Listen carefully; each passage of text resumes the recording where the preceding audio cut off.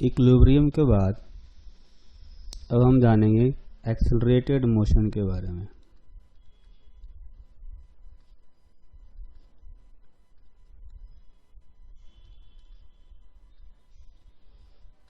है ना। तो एक्सेलरेटेड मोशन में जो है सबसे पहले हम लोग सीखते हैं कि इक्वेशन ऑफ मोशन कैसे लिखते हैं। इक्वेशन ऑफ मोशन जो है वो ट्रांसलेशनल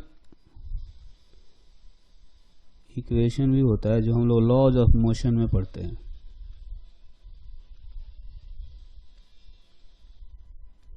है ना। न्यूटन का सेकेंड लॉ के अकॉर्डिंग जो नेट फोर्स होता है वो मास इनटू एक्सेलरेशन के इक्वल होता है। तो वैसे ही एक ब्लॉक है, इस पर हो सकता है कि कई सारे फोर्सेस लग रहे हों। जैसे एक फोर्स लग रहा है F1, दूसरा फोर्स इधर लग रहा है F2 और एक तीसरा फोर्स लग रहा है F3। ठीक है। तो इसके डायरेक्शन में, नेट फोर्स के डायरेक्शन में एक्सेलरेशन होना चाहिए। हमने मान लिया एक्सेलरेशन है इधर। ठीक है। तो इक्वेशन ऑफ मोशन जो लिखते हैं न्यूटन का सेकेंड लॉ के अकॉर्डिंग ये बताता है कि F external is equal to mass into acceleration होता है। तो उसी के हिसाब से क्या करेंगे, एक्सेलरेशन की तरफ जो फोर्सेज होते हैं उनको पॉजिटिव लिखते हैं। जैसे F1 है, फिर F2 है, ये दोनों एक्सेलरेशन की तरफ से दोनों पॉजिटिव है। और F3 जो है ये जो है एक्सेलरेशन का अपोजिट डायरेक्शन में है, इसलिए इसको हम लोग निगेटिव करके लिखेंगे। तो ये हो गया net external force is equal to mass into acceleration. है ना। तो इसमें ये जो इक्वेशन हमने लिखा है इसमें ये जो पार्ट है इसको कहा जाता है कॉज और इसको कहा जाता है effect. Cause is always equal to effect. जिस डायरेक्शन में कॉज होगा यानी फोर्स होगा, नेट फोर्स, उसी डायरेक्शन में इफेक्ट होता है, यानी उसी डायरेक्शन में एक्सेलरेशन आता है। तो ट्रांसलेशनल मोशन में हम लोग इस तरह से इक्वेशन ऑफ मोशन लिखते हैं। उसी तरह से रोटेशनल इक्वेशन ऑफ मोशन होता है। Rotational equation of motion. तो ये हो गया ट्रांसलेशनल इक्वेशन और ये रोटेशनल इक्वेशन। अब रोटेशनल इक्वेशन में क्या है, हो सकता है कि कोई राउंड ऑब्जेक्ट है ना। इस राउंड ऑब्जेक्ट पर कई सारे टॉर्क लग रहे होंगे। एक टॉर्क है τ1, दूसरा टॉर्क है τ2 और तीसरा टॉर्क उल्टा लग रहा है τ3। ठीक है। तो अब जिस डायरेक्शन में टॉर्क ज़्यादा होगा उस डायरेक्शन में एक्सेलरेशन आना चाहिए, उस डायरेक्शन में एंगुलर एक्सेलरेशन आना चाहिए। है ना। तो हम लोग मान लेते हैं वैसे किसी भी डायरेक्शन में एंगुलर एक्सेलरेशन लिया जा सकता है। तो हमने क्या करेंगे कि मैं मान रहा हूँ कि क्लॉकवाइज डायरेक्शन में टॉर्क ज़्यादा है, तो क्लॉकवाइज डायरेक्शन में ही एंगुलर एक्सेलरेशन आना चाहिए। ठीक है। अगर बाई चांस जो नेट टॉर्क है वो उल्टा आ गया एंटी क्लॉकवाइज डायरेक्शन, तो अपने आप हम इक्वेशन सोल्व करेंगे तो अल्फा का वैल्यू निगेटिव आ जाएगा। निगेटिव आने का मतलब है कि उसका डायरेक्शन हम रिवर्स कर देंगे, मैग्नीट्यूड वही आएगा जो एक्चुअली में आना चाहिए। ठीक है। तो इसमें हमने क्या देखा कि जैसे ट्रांसलेशनल इक्वेशन में लिखा था एक्सेलरेशन की तरफ फोर्स को पॉजिटिव और एक्सेलरेशन को अपोजिट डायरेक्शन ऑफ फोर्स को negative is equal to mass into acceleration. ठीक है। उसी तरह से रोटेशन में हम क्या करेंगे, रोटेशनल इक्वेशन ऑफ मोशन में जिस एक्सिस के अबाउट टॉर्क लिया गया हो उसी एक्सिस के अबाउट अल्फा के डायरेक्शन में जो टॉर्क होंगे उनको पॉजिटिव लिया जाएगा। जैसे यहाँ पर τ1 प्लस τ2 और τ3 जो है वो अल्फा के ऑपोजिट है, इसलिए उसको निगेटिव लिखेंगे। ठीक है, is equal to moment of inertia into angular acceleration. ठीक है, तो ये हो गया रोटेशनल इक्वेशन ऑफ मोशन। इसमें ये जो पार्ट है इसको कहा जाता है रोटेशनल कॉज, और ये जो है ये है रोटेशनल इफेक्ट, है ना, रोटेशनल इफेक्ट। रोटेशन में भी कॉज और इफेक्ट हमेशा इक्वल होते हैं। ठीक है, तो इसमें बस ध्यान क्या रखना है कि in this rotational equation of motion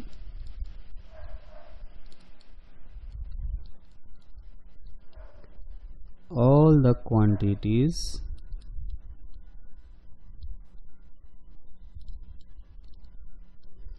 must be taken about same axis of rotation।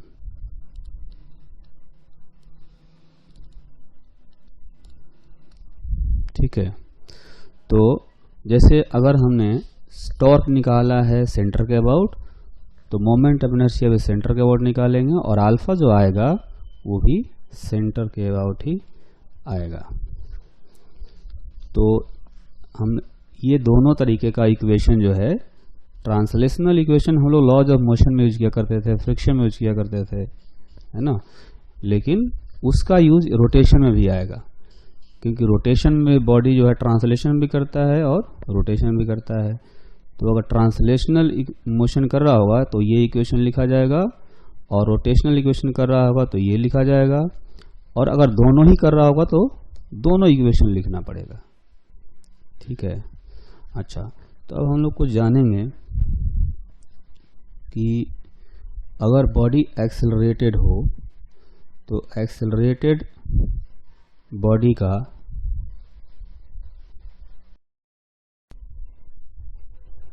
now we are going to learn the steps to solve the problems based on accelerated motion।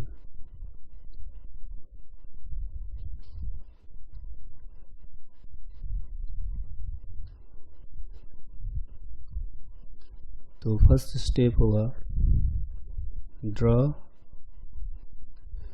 Free body diagram of the body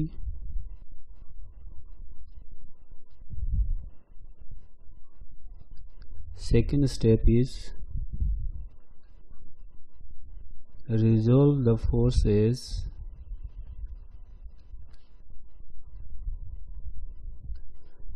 along acceleration and perpendicular to it if required। हो सकता है कि resolve करने की जरूरत पड़े, या ऐसा हो सकता है कि सारे फोर्सेज एक्सेलरेशन के पैरेलल ही हो, फिर हमें रिजोल्व करने की जरूरत नहीं पड़ेगी। After that right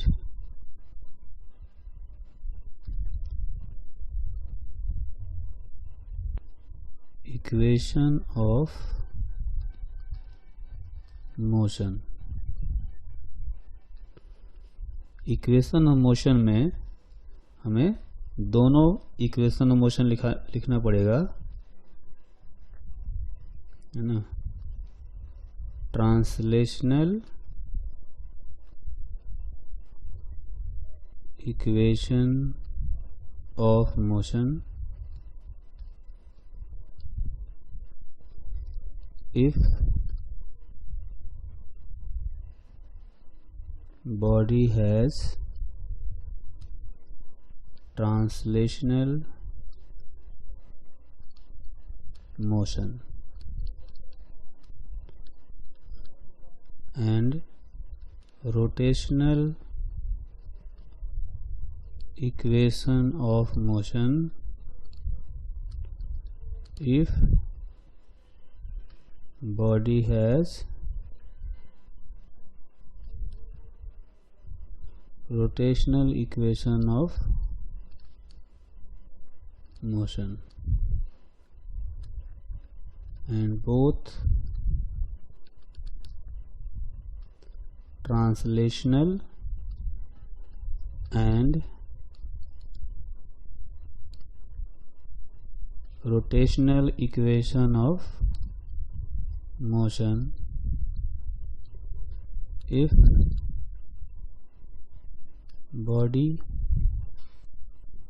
has both translational and rotational motion.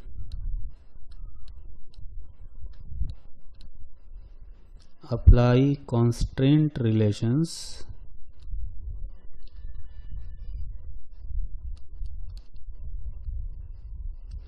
if required.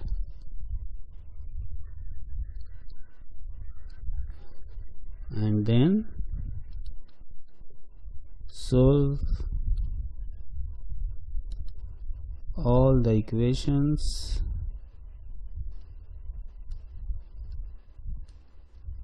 to find the unknowns. तो ये सारे स्टेप हैं और ये सारे स्टेप को हमें फॉलो करना चाहिए।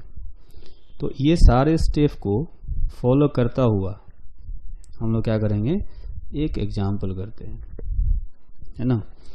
तो इस एग्जाम्पल में जो है, इस एग्जाम्पल में हमें एक रॉड दिया गया है।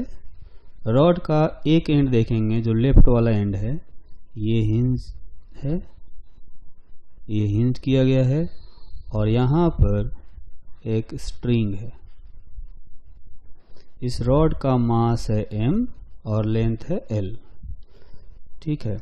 तो अगर इस स्ट्रिंग को बर्न कर दिया जाए तो just after it is burned we have to find the acceleration and angular acceleration of the rod. तो we have to find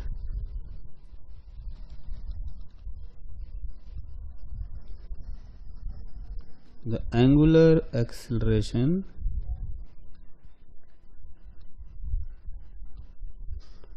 of rod and hinge forces just after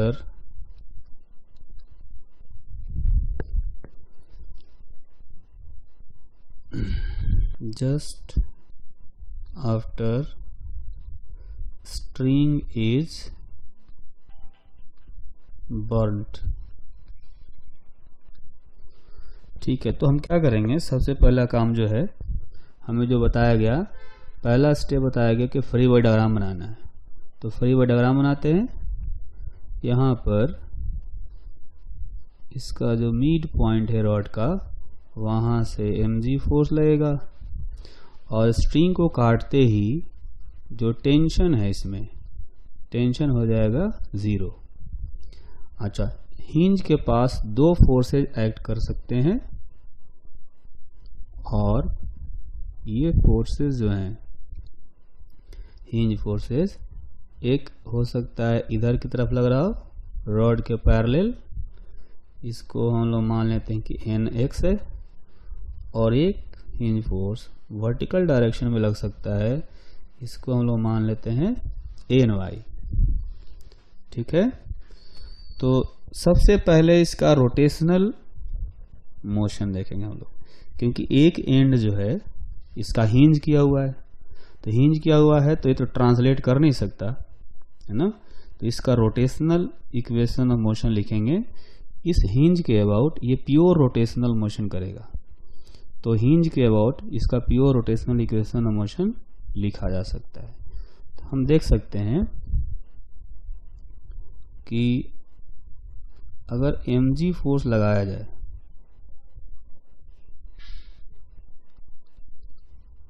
तो mg फोर्स जो है इस rod पर clockwise direction में torque लगाएगा, तो clockwise direction में ही एंगुलर एक्सेलरेशन आना चाहिए।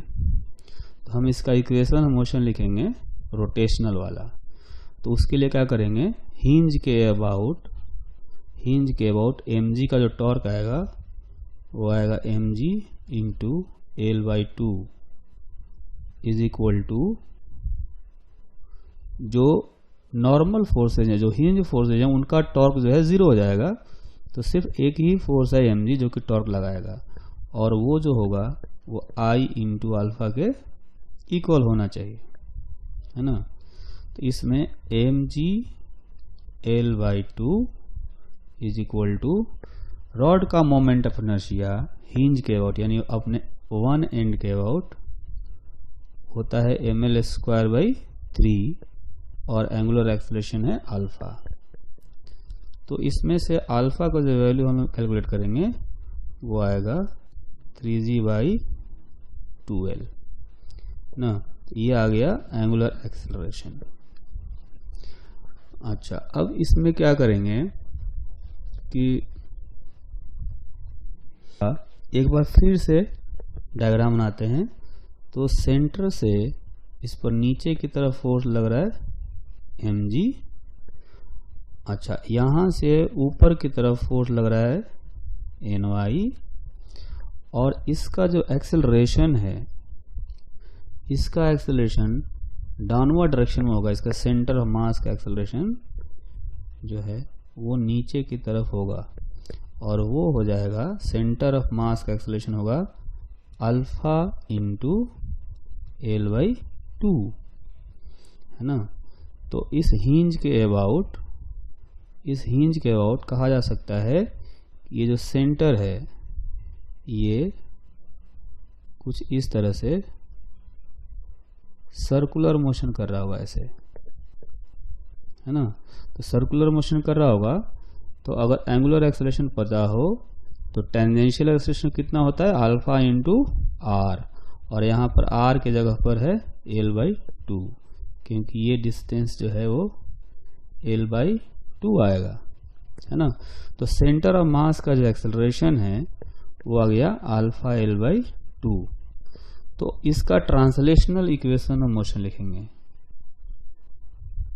Translational motion. तो एक्सेलरेशन जो है ACM वो हम देखेंगे कि नीचे की तरफ है डाउनवर्ड डायरेक्शन में, इधर है इसका एक्सेलरेशन। तो इस डायरेक्शन में इस पर जो फोर्सेज लग रहे हैं, एक तो लग रहा है mg, एक्सेलरेशन की तरफ पहले पॉजिटिव लिखेंगे, और जो नॉर्मल है ny वो एक्सेलरेशन का अपोजिट में है इसलिए निगेटिव लिखेंगे, is equal to mass into acceleration. तो mg minus ny is equal to mass into acceleration को हम लोग लिखेंगे अल्फा L/2।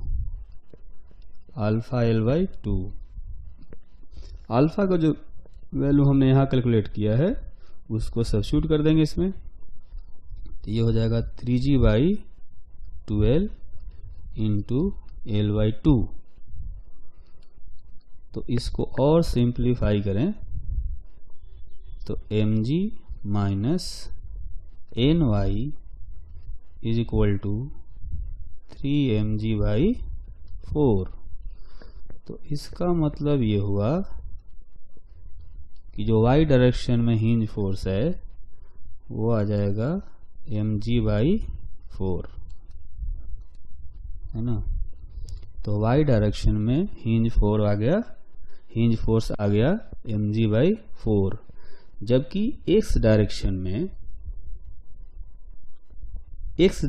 में इसका कोई मोशन नहीं है ना। इमीडिएटली जैसे स्ट्रिंग बर्न करेंगे तो एक्स डायरेक्शन में कोई मोशन नहीं है, तो नेट फोर्स होना चाहिए 0। चूंकि राइट से लेफ्ट की तरफ कोई फोर्स नहीं है, तो लेफ्ट से राइट की तरफ भी कोई फोर्स नहीं होना चाहिए। इसका मतलब ये हुआ कि जो नॉर्मल है nx वो भी 0 होना चाहिए। इसलिए हिंज फोर्स सिर्फ वर्टिकल डायरेक्शन में लग रहा होगा और वो लग रहा होगा mg/4 के इक्वल। तो हमसे दो चीजें पूछी गई थी, एक हिंज फोर्स में ny nx ये पता करना था, और एंगुलर एक्सेलरेशन पूछा गया था जो हमने कैलकुलेट कर लिया है।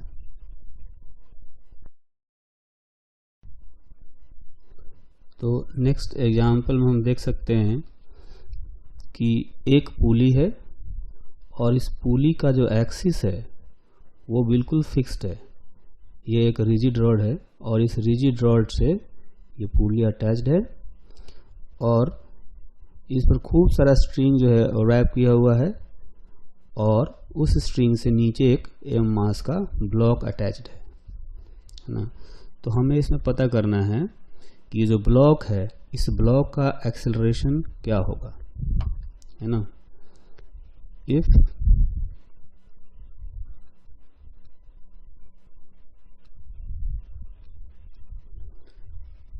string does not slip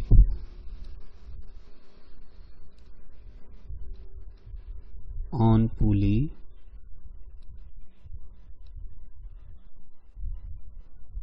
then find acceleration of block। तो इसमें हम क्या करेंगे कि अपने पास दो ऑब्जेक्ट हैं, है ना। एक तो पुली है और दूसरा ब्लॉक है। इन दोनों में से जो पुली है वो प्योर रोटेशनल मोशन करेगा क्योंकि उसका एक्सिस फिक्स्ड है ना, और जो ब्लॉक है वो प्योर ट्रांसलेशनल मोशन करेगा, कोई उसका रोटेशन नहीं है ना। तो पुली जो है, पुली के पास प्योर रोटेशनल मोशन होगा, और जो ब्लॉक है उसके बाद प्योर ट्रांसलेशनल मोशन होगा।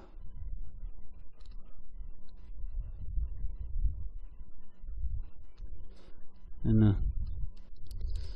तो उसी हिसाब से हम लोग पहले क्या करेंगे, इनका फ्री बॉडी डायग्राम बनाते हैं। तो देख सकते हैं कि जो स्ट्रिंग में टेंशन है वो पुली को नीचे की तरफ खींचेगा टी टेंशन से, और इस ब्लॉक को ऊपर की तरफ खींचेगा, है ना। अच्छा, इस ब्लॉक पर नीचे की तरफ एक वेट आएगा स्मॉल mg, ठीक।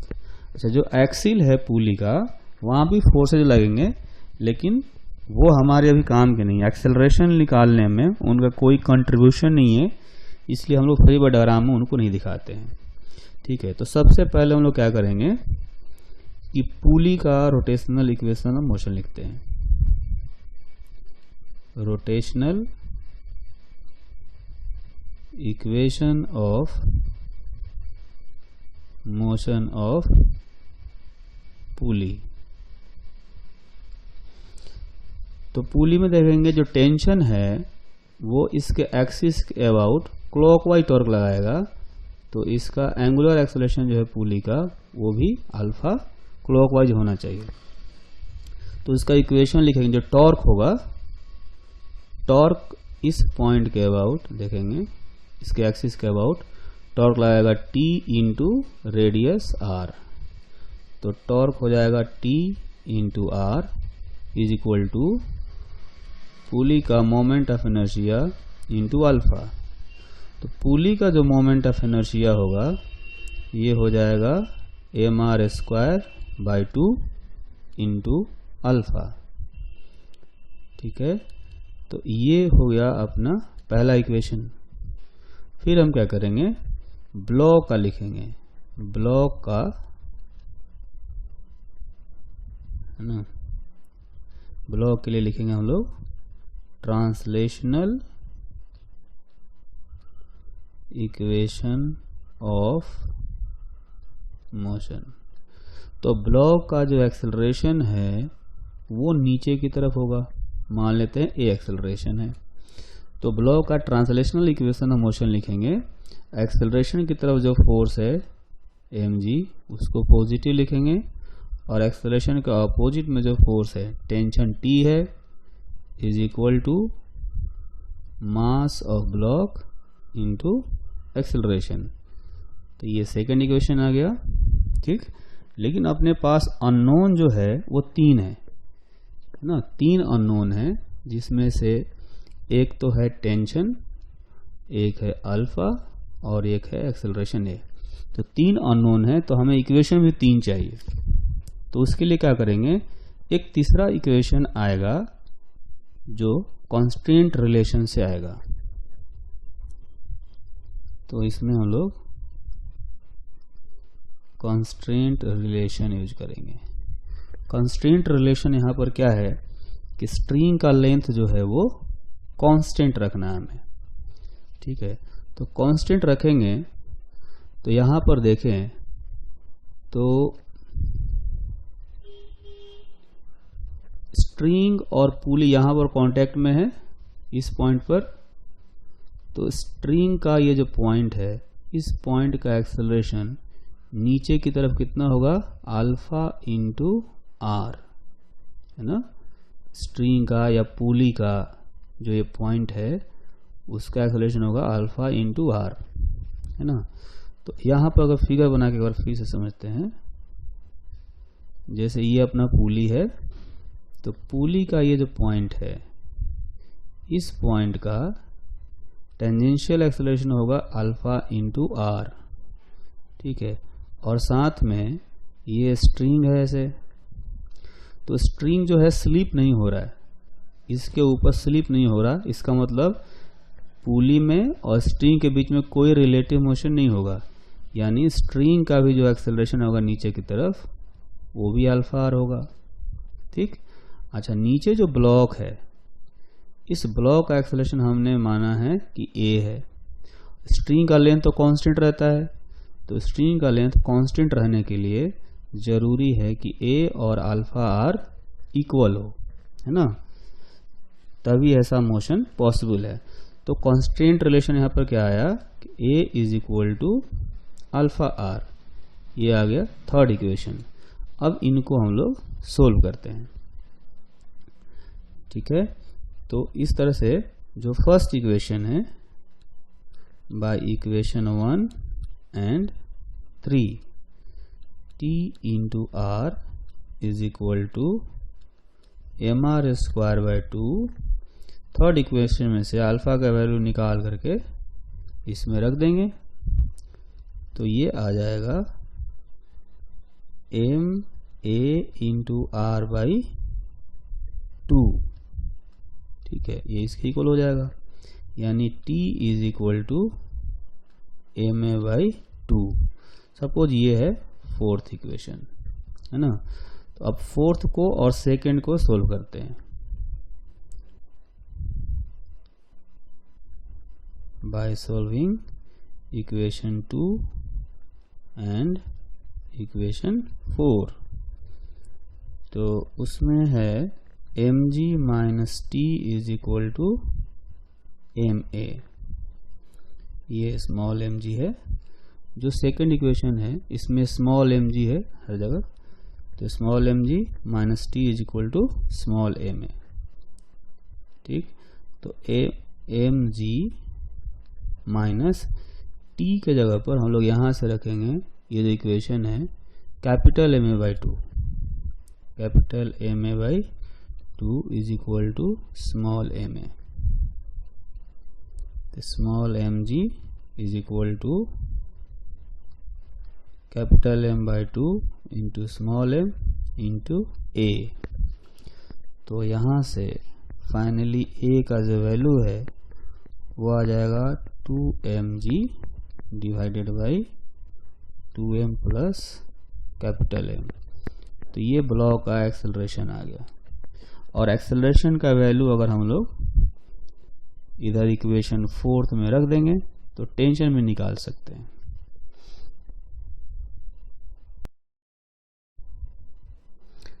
तो अगले एग्जाम्पल में हमें एक सॉलिड सिलेंडर दिया गया है। ये एक सॉलिड सिलेंडर है जिसका रेडियस है r और स्ट्रिंग इस पर रैप किया हुआ है ना, और इसको इस पोजीशन पर अभी रोका गया है। अगर इसको यहाँ से रिलीज कर दिया जाए, छोड़ दिया जाए, तो छोड़ने के बाद इसका एक्सेलरेशन क्या होगा ये हमें बताना है ना।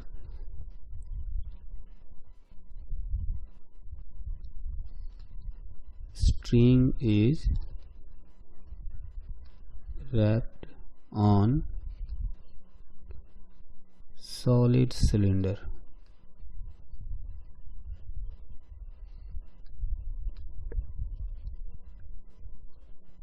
If cylinder is released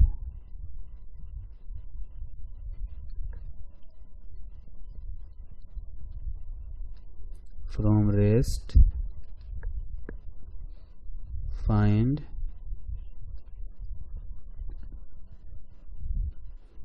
acceleration of cylinder assuming there is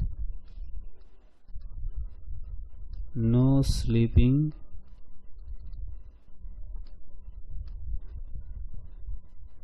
between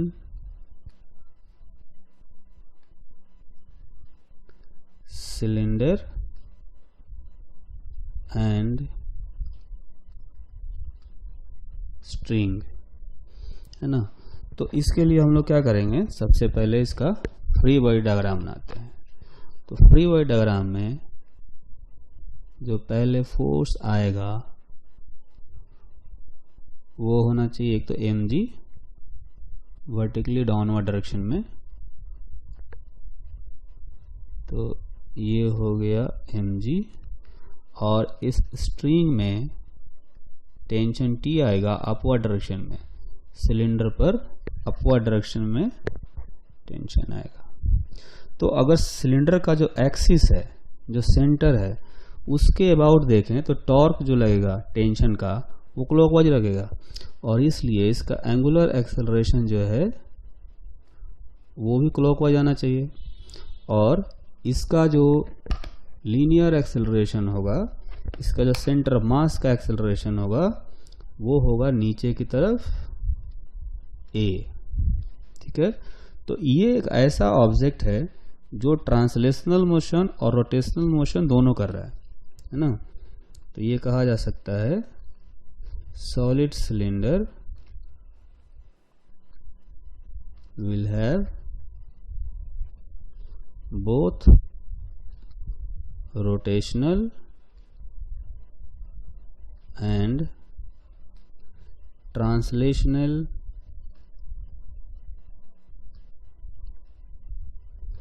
equation of both translational and equation rotational and translational motion, है ना।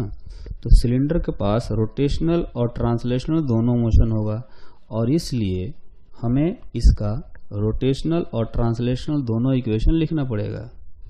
तो सबसे पहले इसका ट्रांसलेशनल इक्वेशन लिखते हैं। Translational equation of motion. तो एक्सेलरेशन की तरफ एक फोर्स लग रहा है mg, और एक्सेलरेशन के अपोजिट डायरेक्शन में फोर्स है tension, T is equal to mass into acceleration. ठीक है, इसके बाद हम लोग लिखेंगे रोटेशनल इक्वेशन ऑफ मोशन।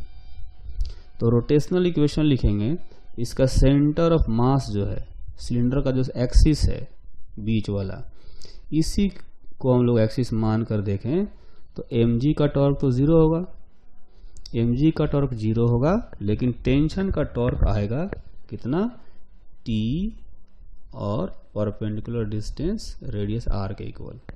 तो T इंटू R ये हो गया टॉर्क, और moment of inertia I into alpha. T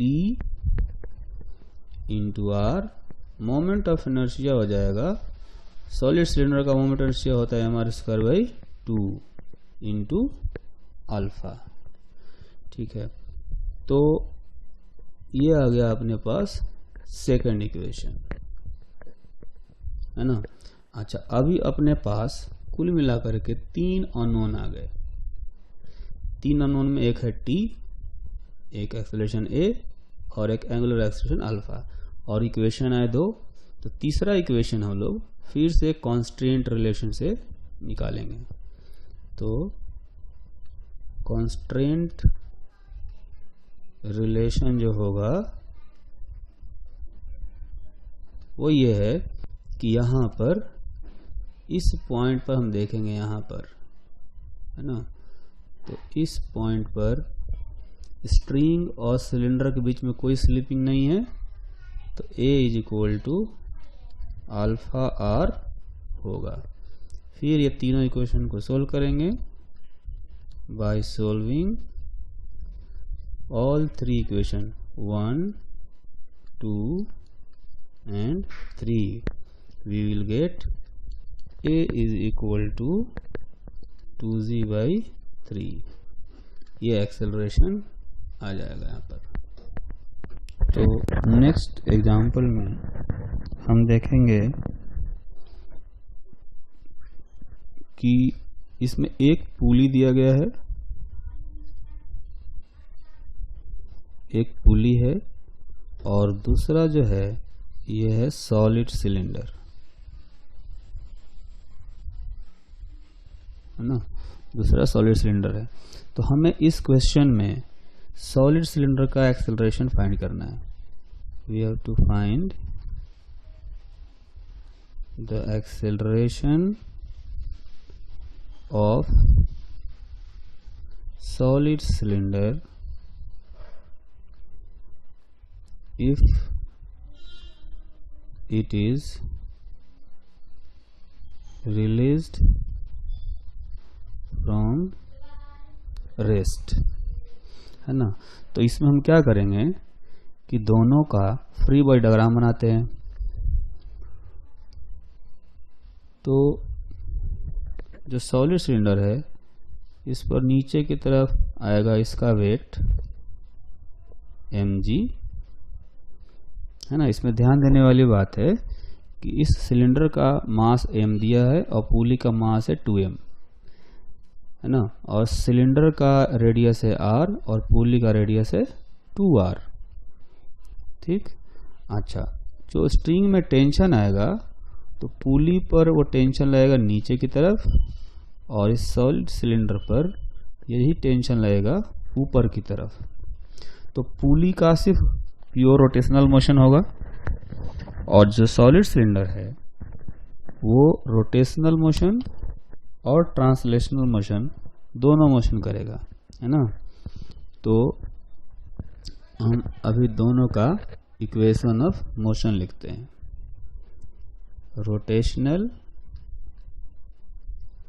equation of motion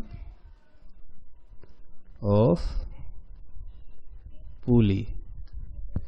तो पुली का इक्वेशन ऑफ मोशन लिखेंगे तो जो टेंशन है ये टॉर्क लगा रहा होगा इस एक्सिस के about T into 2R, T into 2R इतना टॉर्क लगाएगा और torque is equal to I into इसका एंगुलर एक्सेलरेशन मान लेते हैं अल्फा 1 है, तो torque is equal to I into alpha हो जाएगा।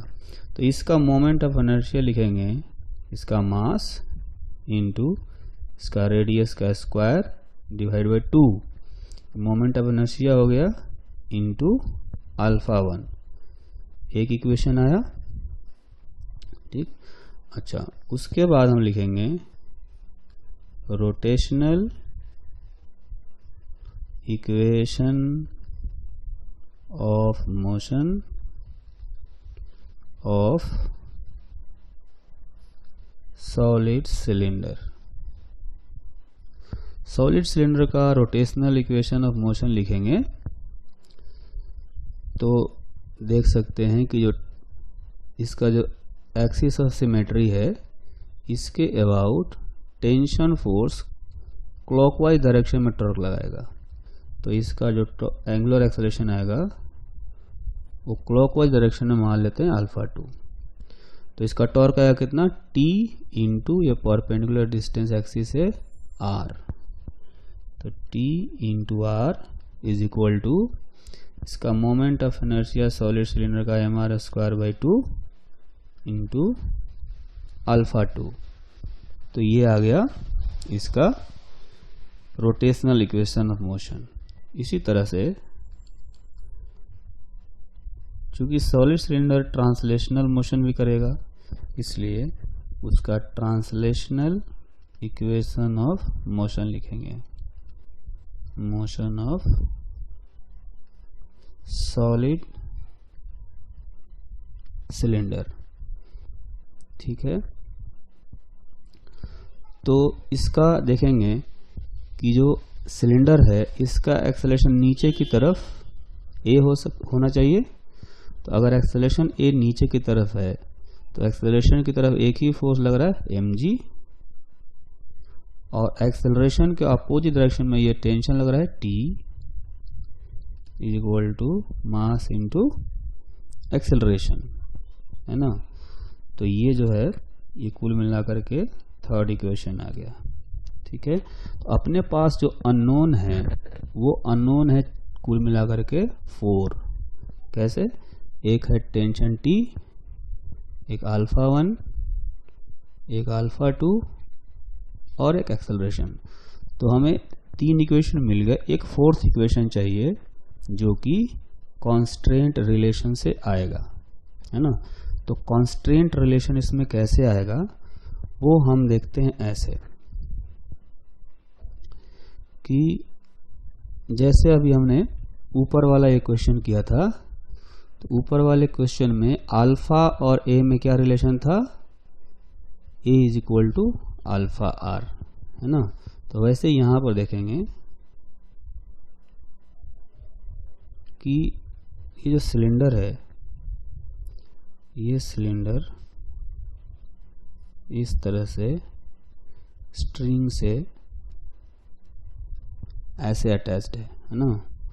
तो ये जो है ये ए एक्सेलरेशन से नीचे जा रहा है और अल्फा से रोटेट कर रहा है। तो इसका जो ए होगा ये अल्फा 2 ले लेते हैं, ये a is equal to alpha 2 into r होता अगर ये वाला पॉइंट जो सपोर्ट बनाकर मैंने दिखाया है, अगर ये सपोर्ट स्टेशनरी होता, है ना। तो वैसा ही केस कुछ इसमें बन रहा है। यहाँ पर देखें, तो अगर ये स्ट्रिंग स्टेशनरी होता तो यहाँ पर a is equal to alpha 2 into r होता। लेकिन अगर ये सपोर्ट किसी एक्सेलरेशन से नीचे जाए, है ना, जैसे कि ये स्ट्रिंग जो है वो नीचे की तरफ जाएगा अल्फा 1 इंटू 2r एक्सेलरेशन से नीचे की तरफ जा रहा होगा, तो ये जो सपोर्ट है ये भी नीचे जाएगा, है ना।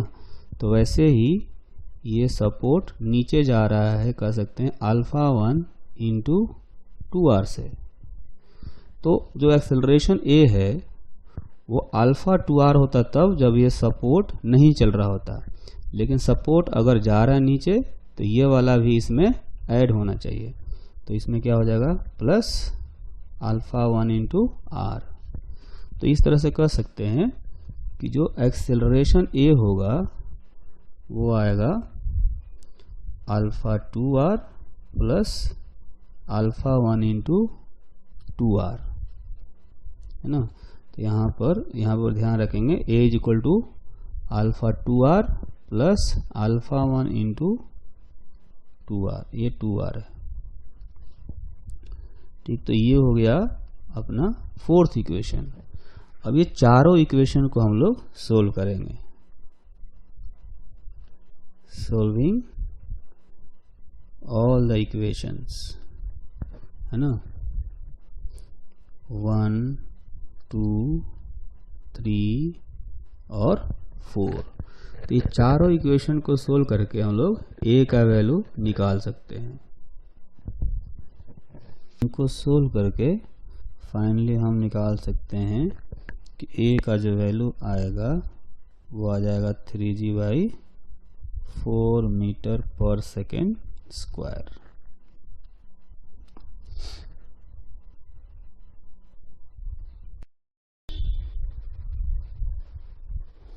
तो इस एग्जाम्पल में हमें एक पुली दिया गया है जिसका मास m है, रेडियस r है और 2 ब्लॉक दिए गए हैं, है ना। If string does not slip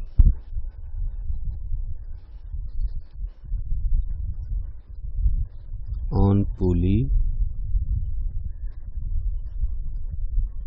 find acceleration of each block। तो इस क्वेश्चन में हम लोग सबसे पहले क्या करेंगे, फ्री बॉडी डायग्राम बनाएंगे। तो m2 पर नीचे की तरफ इसका खुद का वेट आएगा m2g और ऊपर आएगा टेंशन T2, है ना। लेफ्ट वाले ब्लॉक पर नीचे आएगा इसका वेट m1g और ऊपर आएगा टेंशन T1। अच्छा, पुली पर जो टेंशन आएंगे वो T2 आएगा नीचे और T1 आएगा इधर से नीचे, ठीक है। तो इसमें हम देख सकते हैं कि जो पुली है, पुली का प्योर रोटेशनल मोशन हो रहा है और दोनों ब्लॉक का प्योर ट्रांसलेशनल मोशन। तो दोनों ब्लॉक का पहले ट्रांसलेशनल मोशन लिखते हैं। Translational equation of motion of 2 blocks, ठीक है। ये मैं मान लेता हूं कि m2 जो है ग्रेटर देन m1। तो ये m2 जाएगा नीचे किसी एक्सेलरेशन a से, तो m1 जाएगा ऊपर उसी एक्सेलरेशन a से, है ना। और ये जो पुली है ये पुली रोटेट करेगा एंगुलर एक्सेलरेशन अल्फा से, ठीक है। तो दोनों ब्लॉक का इक्वेशन मोशन लिखेंगे। m2 ब्लॉक का जो इक्वेशन आएगा वो आएगा m2g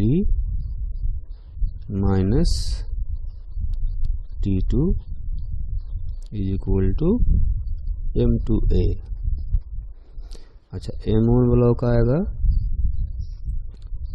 एक्सेलरेशन की तरफ फोर्स है T1 और अपोजिट डायरेक्शन में m1g is equal to mass into acceleration. अब हम लोग लिखेंगे rotational motion, rotational equation of pulley.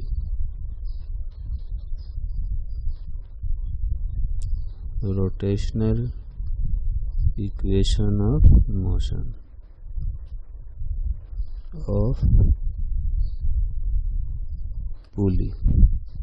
तो देखेंगे इसमें कि चूंकि अगर हम लोग ये मानते हैं कि m2 जो है बड़ा है तो T2 भी बड़ा हो जाएगा T1 से, क्योंकि पुली घूमेगा क्लॉकवाइज, है ना।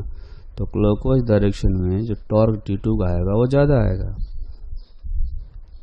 तो अल्फा जो हमने लिया है एंगुलर एक्सेलरेशन, इसके डायरेक्शन में जो टॉर्क लगेगा T2 का वो हो जाएगा T into are minus T1 का जो टॉर्क है वो उल्टा लगेगा एंटी क्लॉकवाइज डायरेक्शन में, इसलिए उसको माइनस लिखेंगे। T1 into R is equal to I into alpha. ठीक है। अच्छा, तो इसमें अब आई जो है, आई को हम लोग लिख सकते हैं mr² 2 इंटू अल्फा। तो जो थर्ड इक्वेशन अपना आएगा T2 minus T1 is equal to m alpha r by 2, ये थर्ड इक्वेशन आया। ठीक है। अच्छा, यहाँ पर कॉन्स्टेंट रिलेशन हम लोग कैसे निकालेंगे? कॉन्स्टेंट रिलेशन आएगा यहाँ पर, अगर देखें तो ये जो स्ट्रिंग है, इस स्ट्रिंग का जो एक्सीलरेशन होगा ऊपर की तरफ वो होना चाहिए अल्फा आर। तो ये पॉइंट जो है अल्फा आर से ऊपर जाना चाहिए और ये वाला अल्फा आर से नीचे आना चाहिए। तो इसलिए एक फोर्थ इक्वेशन में लिख सकते हैं a is equal to alpha R. अब ये चारों इक्वेशन को हम लोग सोल्व करेंगे। ठीक है, तो ये कह सकते हैं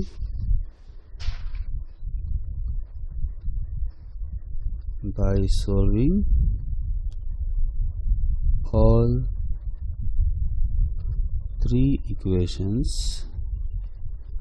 we will get acceleration m2 minus m1 into g divided by m1 plus m2 plus m by 2।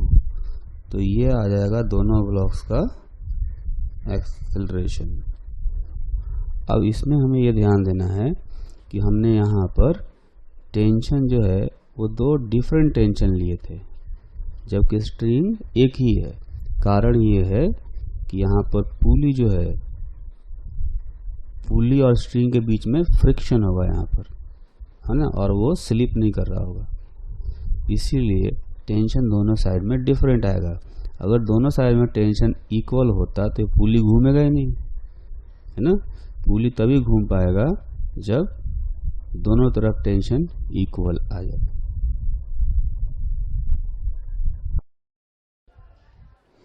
अब हम एक ऐसा एग्जाम्पल करेंगे जिस एग्जाम्पल में हमें एक डिस्क दिया गया है और ये जो डिस्क है ये वर्टिकल एक्सिस y के अबाउट कांस्टेंट एंगुलर स्पीड से रोटेट कर रहा है ना। तो ये जो डिस्क है ये कांस्टेंट एंगुलर स्पीड से रोटेट कर रहा है, इस तरह से ओमेगा एंगुलर स्पीड से। इस डिस्क का रेडियस जो है वो है r और इसका मास है m। ठीक है, कुछ टाइम बाद ये जो है इस पर एक टॉर्क लगाया जाता है, जिसके कारण से इसका जो एक्सिस ऑफ रोटेशन है ना, इसका जो एक्सिस ऑफ रोटेशन है ये 90 डिग्री से रोटेट कर जाता है। कहने का मतलब ये जो डिस्क पहले वर्टिकल एक्सिस के अबाउट रोटेट करता था, अब वही डिस्क जो है अब एक्स एक्सिस के अबाउट रोटेट कर रहा है। ठीक है, इस डिस्क वही सेम डिस्क है, तो इसका रेडियस तो अभी भी r है और मास अभी भी m है और एंगुलर स्पीड भी अभी भी ओमेगा है। ठीक है, तो हम ये कह सकते हैं a force is applied so that axis of rotation of disk is rotated by 90 degree or pi by 2 radian in the interval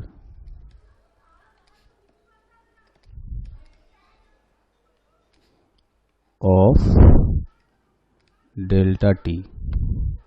Now we have to find the torque applied on the disk. ठीक है, तो हम जैसा कि जानते हैं कि angular velocity एक एक्सियल वेक्टर होता है और इसका जो डायरेक्शन होता है वो एक्सिस के पैरेलल होता है ना।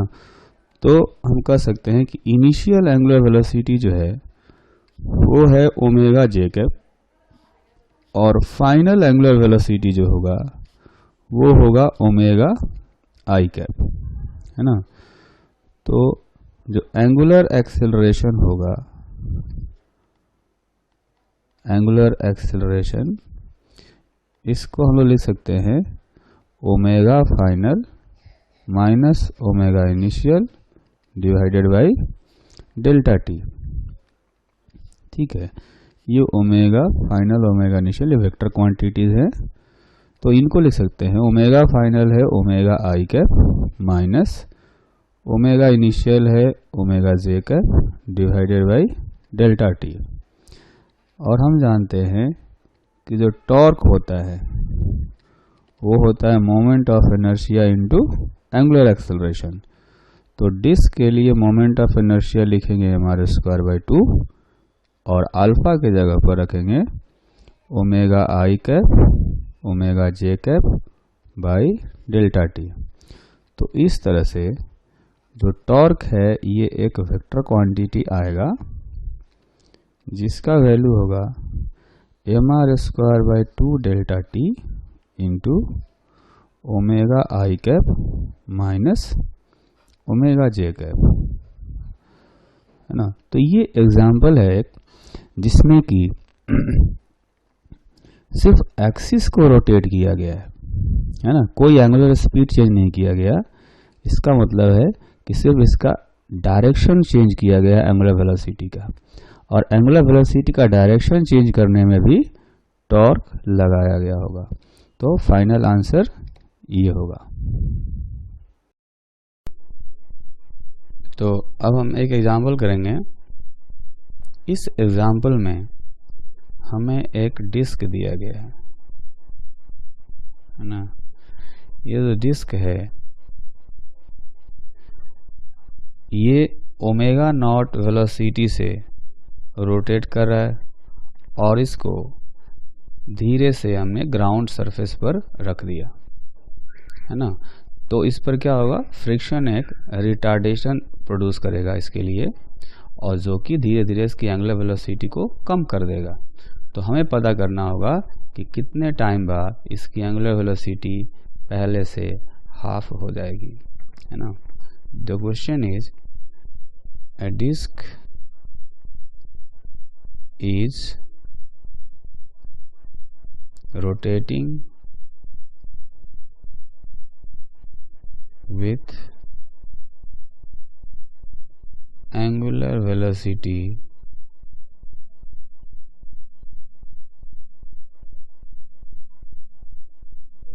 omega naught and it is gently placed on rough horizontal surface. If mass of disk is m and coefficient of friction between ground and disk is mu, then we have to find the time after which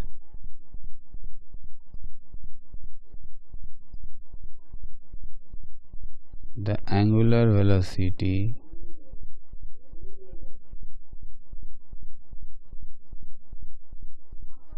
will be reduced to omega naught by 2। तो इस question को solve करने के लिए हम क्या करेंगे कि इस डिस्क पर लगने वाले फ्रिक्शन फोर्स द्वारा टॉर्क जो होगा उसको कैलकुलेट करेंगे।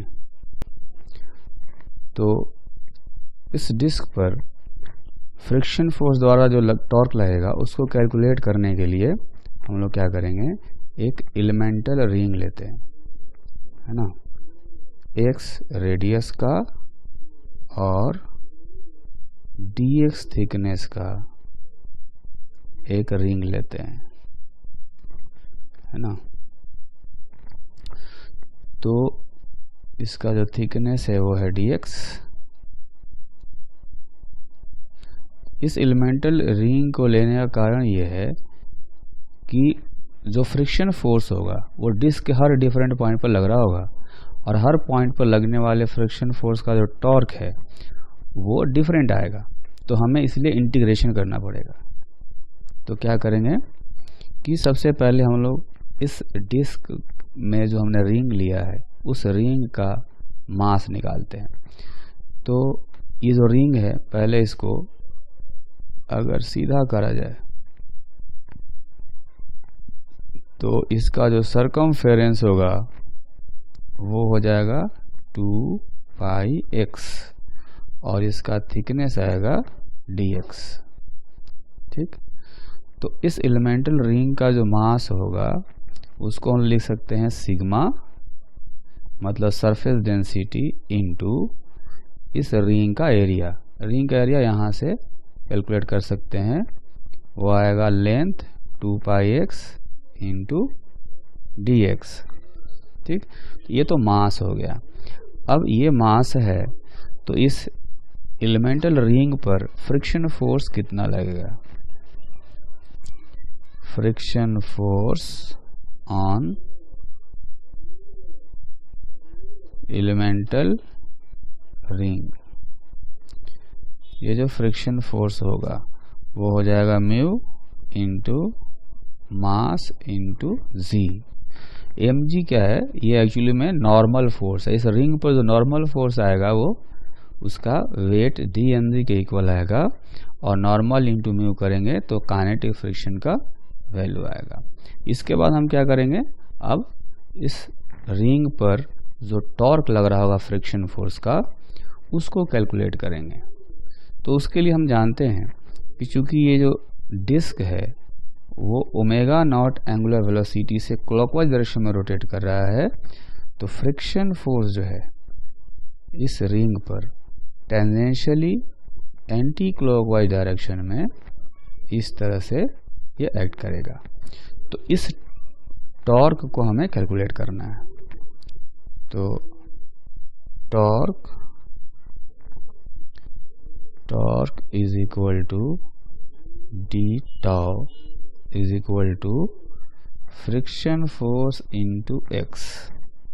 ये जो फ्रिक्शन फोर्स है उसका टॉर्क इस डिस्क के सेंटर के अबाउट। तो क्या करेंगे, फ्रिक्शन फोर्स को एक्स से मल्टीप्लाई कर देंगे। तो मल्टीप्लाई करने से ये जो वैल्यू आएगा ये हो जाएगा म्यू dm इंटू जी इंटू एक्स। ठीक, अब इसमें हम लोग क्या करेंगे, dm का वैल्यू रख देते हैं जो कि है सिग्मा 2πx इंटू dx, है ना, इंटू z इंटू x। तो यहाँ से ये जो था ये हो गया अपना dm mu dm z into x। तो इस तरह से अगर टोटल टॉर्क निकालना हो इस डिस्क पर, तो हम ऐसे ही छोटे छोटे बहुत सारे एलिमेंटल रिंग लेंगे और उन पर टॉर्क निकाल करके इंटीग्रेट करेंगे या ऐड कर देंगे। तो ये जो आएगा इसमें कांस्टेंट टर्म को हम लोग बाहर कर देते हैं, तो ये हो जाएगा एक्स स्क्वायर dx। ठीक है, अब इसमें जब हम एलिमेंटल रिंग को इंटीग्रेट करेंगे पूरे डिस्क के लिए, तो जो लिमिट है वो होना चाहिए 0 to capital R। Capital R क्या है? इस डिस्क का रेडियस है ना। तो इसको इंटीग्रेशन करेंगे, लिख सकते हैं म्यू सिग्मा का वैल्यू आएगा mass by area of disc into 2 pi G into X square dx का इंटीग्रेशन आएगा एक्स क्यू बाई 3, लिमिट रखने पर ये आएगा आर क्यू बाई 3, है ना। तो यहाँ से टॉर्क का जो वैल्यू आएगा वो आएगा 2/3 mu M G into R. ठीक है, तो टॉर्क को हम लोग लिख सकते हैं आई इंटू अल्फा, और आई जो है डिस्क का मोमेंट ऑफ इनर्शिया है, तो इसको हम लोग लिखेंगे mr²/2 इंटू अल्फा। तो यहाँ से अल्फा का जो वैल्यू आएगा वो होगा 4 म्यू जी बाई 3r। ठीक, अब हम लोग क्या करेंगे कि काइनेमेटिक्स का इक्वेशन यूज करेंगे, क्योंकि हमें एंगुलर वेलोसिटी को रिड्यूस करके हाफ करना है। तो वो इक्वेशन होगा omega is equal to omega naught minus alpha T.